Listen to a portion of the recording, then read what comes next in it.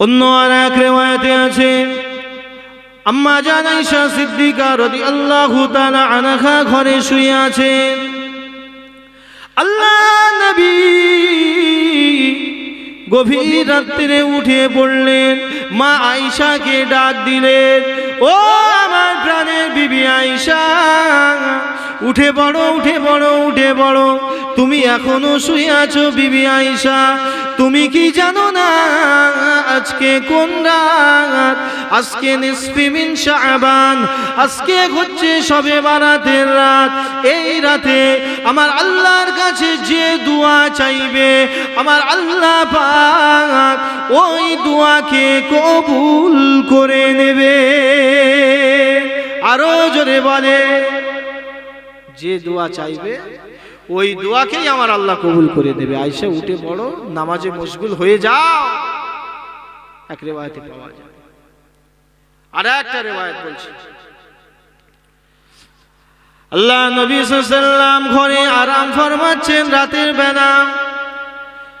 হযরত জিবরাইল আমিন আলাইহিস সালাম চলে আসলেন। ইয়া রাসূলুল্লাহ, ইয়া হাবিবাল্লাহ, হুজুর আপনি এখনো শুয়ে আছেন, আপনি এখনো ঘুমাচ্ছেন, উঠে পড়ুন, উঠে পড়ুন, উঠে পড়ুন। আজকে কি আপনি জানেন না কোন রাত? আল্লাহ নবী বললেন, জিবরাইল আজকে কোন রাত?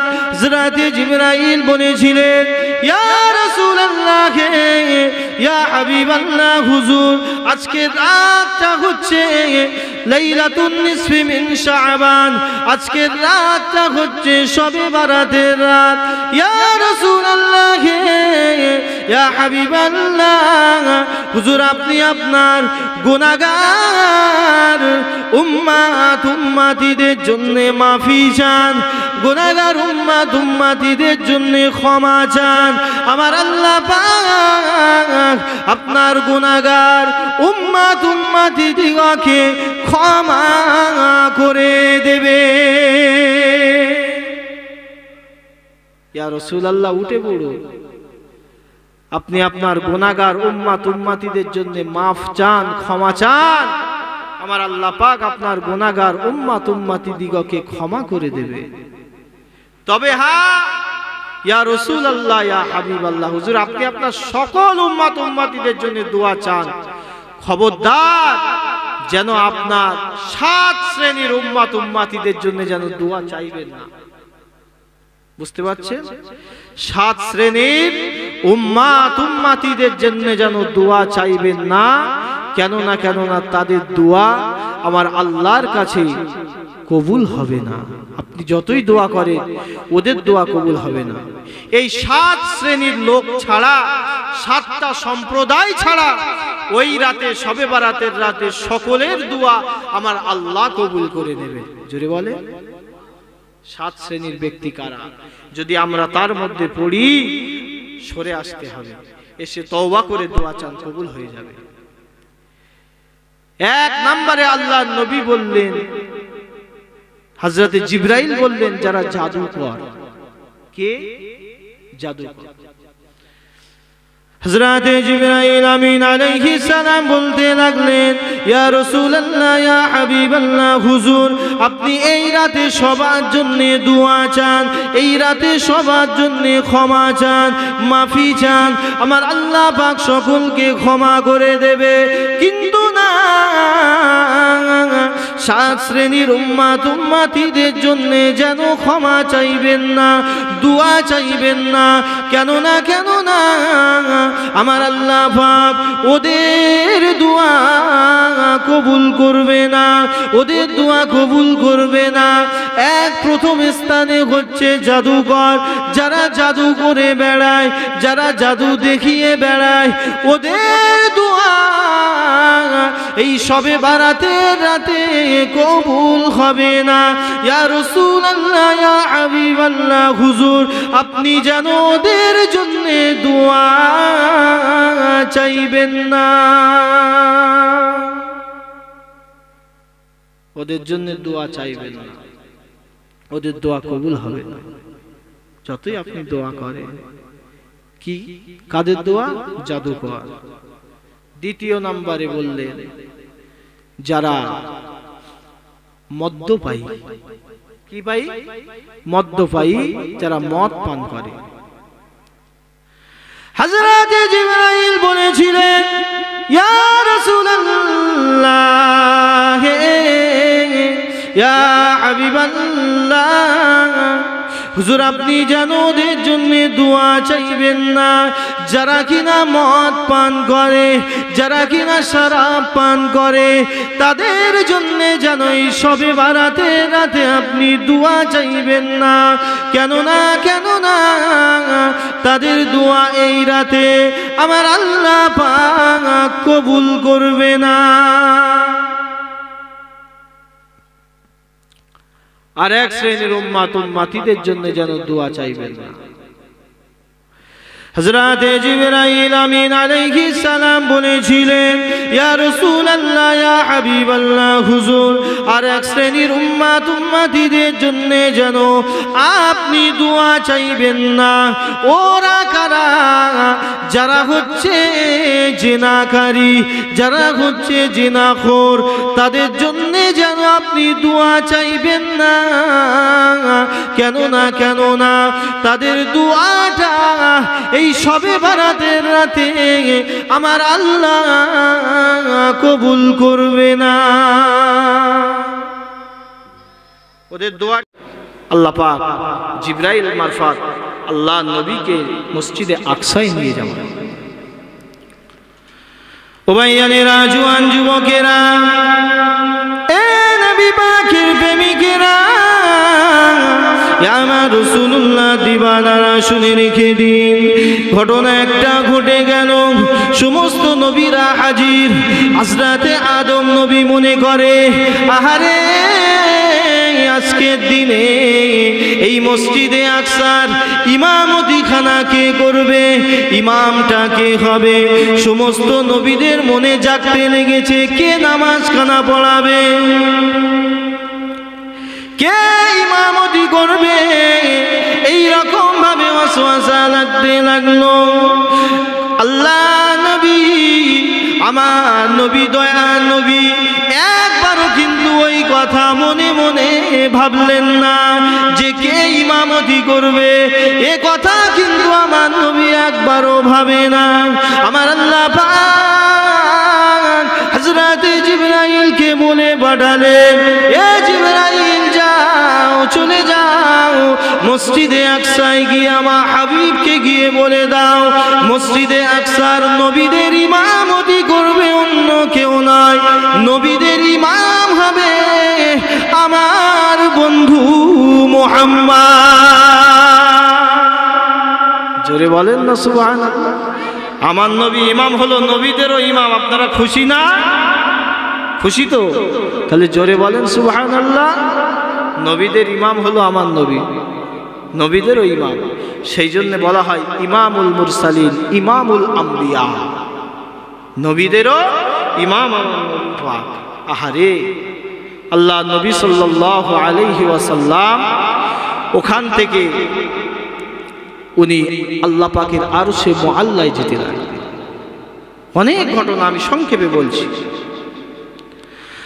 আল্লাহ নবী সাল্লাল্লাহু আলাইহি ওয়াসাল্লাম হুজুর আমার বাইতুল মুকাদ্দাস থেকে জিবরাইলের সঙ্গে প্রথম আসমানে উঠে গেলেন। প্রথম আসমানে উঠে হযরতে নবী আদম আলাইহিস সালামের সঙ্গে দেখা হয়। ও ভাইয়ানেরা, হযরতে নবী আদম আলাইহিস সালাম মারহাবা মারহাবা বলে স্বাগতম জানাতে লাগে, মারহাবা মারহাবা বলে স্বাগতম জানাতে লাগে, লব্বাইকা ইয়া রাসূলুল্লাহ বলে স্বাগতম জানায়। শুধু আদম নবী নয়, সমস্ত নবীরা, আল্লাহ পাকের মালাইকা ফেরেশতারা আমার নবীকে স্বাগতম জানায়। আল্লাহ নবী দ্বিতীয় আসমান, তৃতীয় আসমান, চতুর্থ আসমান ভেদ করে সপ্তম আসমানে চলে গেলেন, সিদরাতুল মুনতাহায় পৌঁছে গেলেন। ও ভাইয়ানেরা, ঘটনাটা মন দিয়ে শুনুন। সিদরাতুল মুনতাহায় পৌঁছে গিয়ে আল্লাহ নবী সাল্লাল্লাহু আলাইহি ওয়াসাল্লামের সফর সঙ্গী হযরতে জিবরাইল বলতে লাগলেন, ইয়া রাসূলুল্লাহ, ইয়া হাবিবাল্লাহ, হুজুর আমি আর যেতে পারবো না।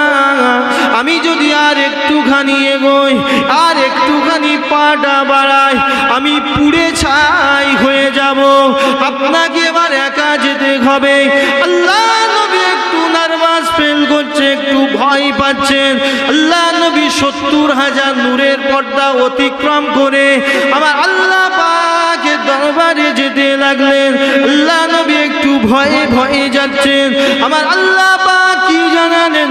আমার আল্লাহ পাক বলে দিলেন, আমার হাবিব, আমার বন্ধু মুহাম্মদ, আপনি ভয় পাবেন না, ভয় পাবেন না।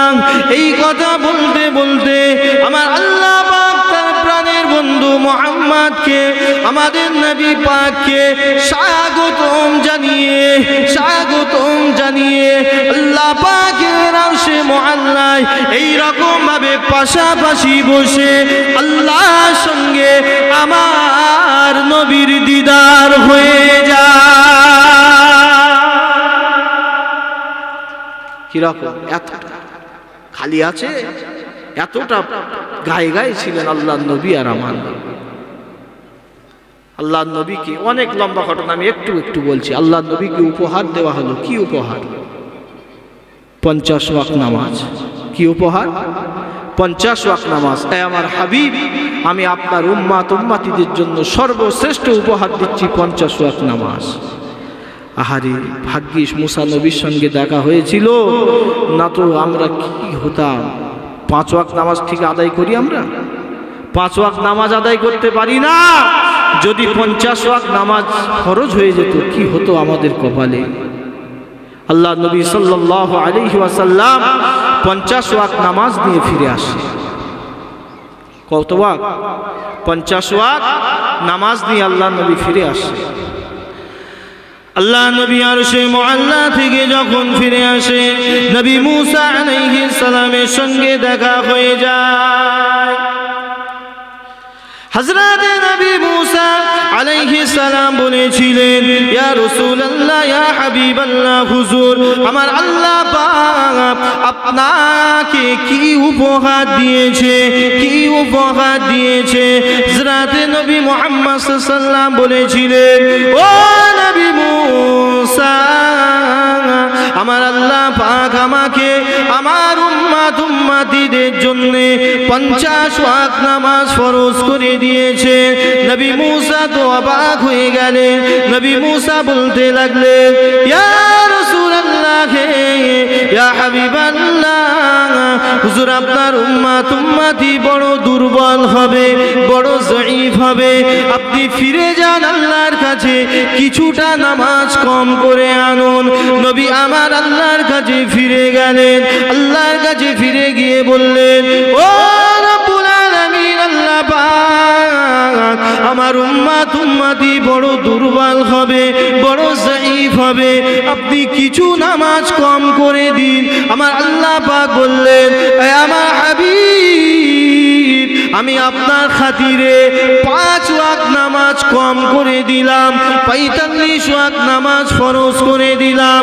নবী আমার আবার আসতে লাগে। আবারও নবী মুসার সঙ্গে দেখা হয়ে যায়। নবী মুসা বললেন, আল্লাহ পাক কি বলেছে, আল্লাহ পাক কি জানিয়েছেন। নবী আমার বলে, আমার আল্লাহ পাক আমার উম্মতিদের জন্য 5 ওয়াক্ত নামাজ কমিয়ে দিয়েছে। নবী মুসা বলেন, ইয়া রাসূলুল্লাহ, ইয়া হাবিবাল্লাহ, হুজুর আপনি আবার ফিরে যান, আবার কিছু নামাজ কম করিয়ে আনেন। 45 ওয়াক্ত নামাজ আপনার উম্মতি পড়তে পারবে না। নবী আমার যায়, আবার ফিরে আসে। আবার মুসা নবীর সঙ্গেই দেখা হতে লাগে। ও ভাইজানেরা, এমনি করে কিতাবের মধ্যে এসেছে, নবী আমার 9 বার আল্লাহ পাকের কাছে গিয়েছেন আর এসেছেন। ততবারই নবী মুসার সঙ্গে দেখা হয়ে যায়। 5 ওয়াক্ত নামাজ নিয়ে যখন যখন নবী আমার ফিরে আসে তখনও কিন্তু মুসা নবীর সঙ্গে দেখা হয়। নবী মুসা বলেছিলেন, ইয়া রাসূলুল্লাহ, ইয়া হাবিবাল্লাহ, হুজুর আল্লাহ পাক আপনাকে কি বলে দিয়েছে? নবী আমার বলেছিলেন, ও নবী মুসা, আল্লাহ পাক আমার গুনাহগার উম্মতিদের জন্য 45 ওয়াক্ত নামাজ কমিয়ে দিয়ে 5 ওয়াক্ত নামাজ ফরজ করে দিয়েছেন। এই সময় নবী মুসা বলেছিলেন, ইয়া রাসূলুল্লাহ, ইয়া হাবিবাল্লাহ, হুজুর আপনি আবার যান, হুজুর আপনি আবার যান, আরো কিছু নামাজ কম করিয়ে আনেন। নবী আমার বলেছিলেন, ও নবী মুসা, আমি আর যেতে পারবো না, এবারে আমার বড্ড লজ্জা লাগে, আমার বড় শরম লাগে, আমি আর আল্লাহর কাছে যেতে পারবো না। কিতাবের মধ্যে পাওয়া যায় আল্লাহ নবী যদি 5 ওয়াক্ত নামাজ দিয়ে আবারও যেতেন, আমার আল্লাহ পাক আমার নবীর ইজ্জতের খাতিরে, আমার নবীর ভালোবাসার খাতিরে 5 ওয়াক্ত নামাজ থেকে আরো কিছু নামাজ কম করে দিতে। জোরে বলেন না সুবহানাল্লাহ।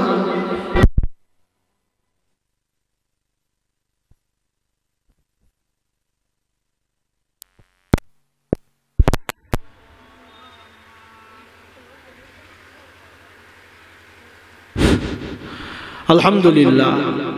আমার বাবাজি ভাইয়েরা, বর্তমান আমাদের যে মাসটি আমাদের মাঝে চলছে, এই মাসটির নাম শাবান মাস।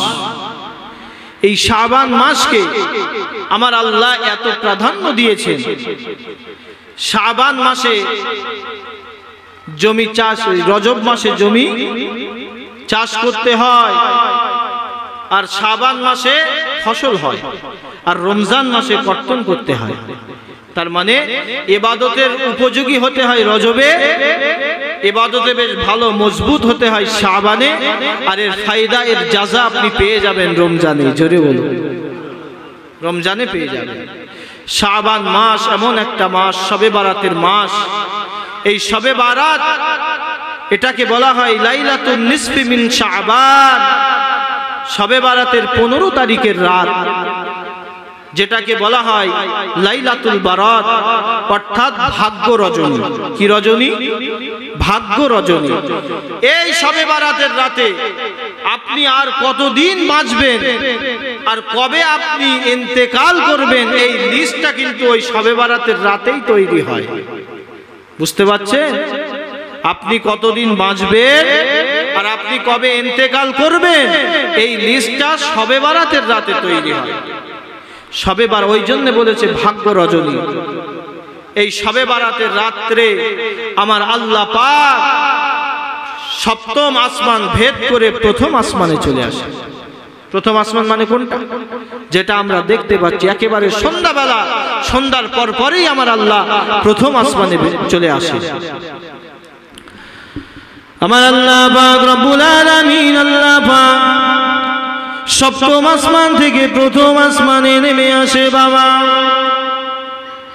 ও ভাইয়েরা, ও আমার দিঘিরাটি এলাকার মানুষেরা শুনে রেখে দিন,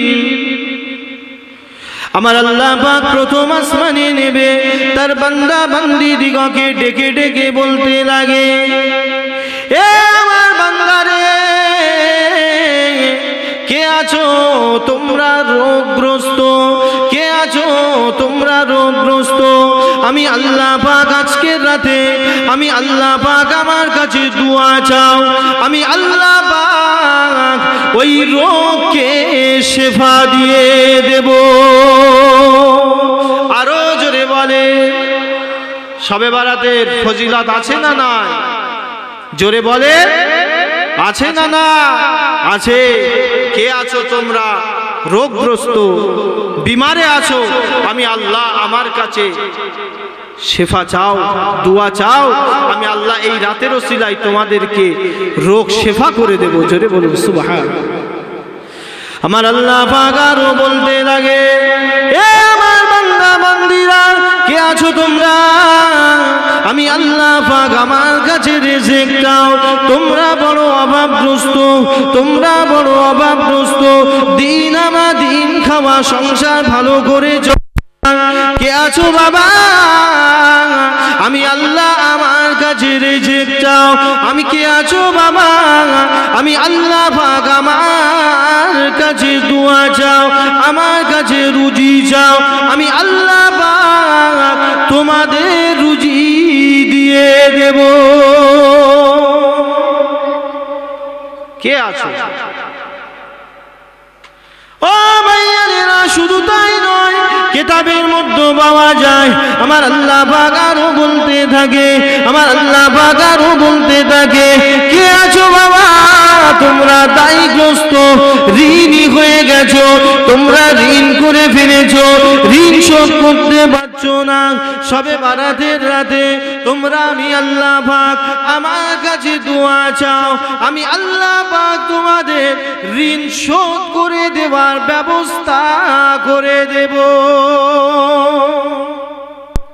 কে আছো? দোয়া চাও, আমি আল্লাহ পাক তোমাদের দোয়া কবুল করব সবে বারাতের ওসিলায়। জোরে বলুন সুবহানাল্লাহ। ভাগ্য পরিবর্তন হয়ে যাবে। দোয়া চাবেন আল্লাহর কাছে। সামনে আসছে তো সবে বারাত, সবে বারাতের রাতটা যেন ইবাদতে কাটে, ইবাদত আরাধনায় কাটে। খবরদার হেলায় হেলিয়ে দেবেন না, অলসতা করবেন না। সবে বারাতের রাতে সকলে কবর জিয়ারত করবেন। কি করবেন? কবর জিয়ারত করবেন। কবর জিয়ারত করার দলিল আছে। আম্মাজান আয়েশা সিদ্দিকা থেকে হাদিস। আম্মাজান আয়েশা সিদ্দিকা রাদিয়াল্লাহু তাআলা আনহা তিনি ফরমাতে লেগেছেন, 1 তারিখে আমার ঘরে আমার নবী আমার পাশে না। কি 1 তারিখে আমার নবী আমার পাশে নাই? মা আয়েশা তো ভয় পেয়ে গেলেন।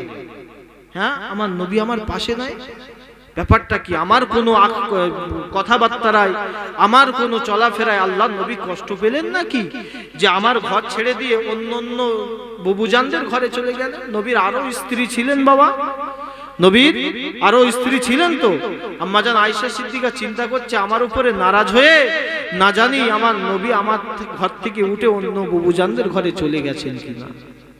এই চিন্তা মা আয়েশা করছে। গভীর রাতে উঠে দেখে নেই। আমাদের আম্মাজান আয়েশা সিদ্দিকা রাদিয়াল্লাহু তাআলা আনহা হুজুর আমার দৌড়াতে লাগলেন, বুবুজানদের ঘরে উকি মারতে লাগলেন, উকি মারতে লাগলেন। বাবা, এ বুবুজানের ঘরে উকি মারে, ওই বুবুজানের ঘরে উকি মারে। আমার নবী পাকের আহলিয়া আমাদের আম্মাজান আয়েশা সিদ্দিকা রাদিয়াল্লাহু তাআলা আনহা দেখে হুজুর আমার কোথাও নেই। মা আয়েশা চলতে লাগলেন। মা আয়েশা যেতে যেতে যেতে যেতে গিয়ে দেখে, যেতে যেতে গিয়ে দেখে নবী আমার জান্নাতুল বাকি, বিশাল কবরস্থান জান্নাতুল বাকি জিয়ারত করছে। আরো জোরে বলে, নবী আমার জান্নাতুল বাকি কবরস্থান জিয়ারত করছে।